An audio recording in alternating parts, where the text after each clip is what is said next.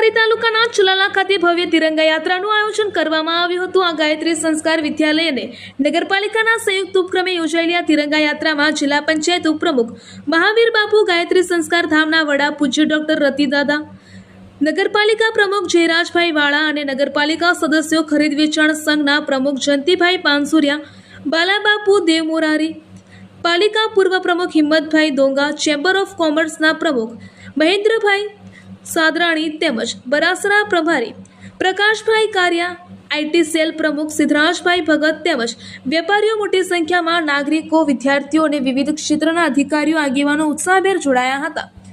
દેશભક્તિના રંગે રંગાયેલી આ યાત્રા દરમિયાન હાથમાં તિરંગો લઈને વિદ્યાર્થીઓએ ભારત માતાના જયઘોષ સાથે સમગ્ર વાતાવરણને દેશપ્રેમમય બનાવી દીધું હતું।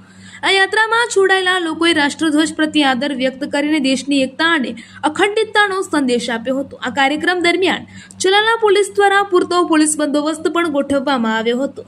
આ તિરંગા યાત્રાએ ચલાલા શહેરમાં દેશપ્રેમ અને રાષ્ટ્રીય એકતાની ભાવનાને વધુ મજબૂત બનાવવામાં મહત્વપૂર્ણ યોગદાન આપ્યું હતું। રિપોર્ટર મહેન્દ્રભાઈ, ચલાલા।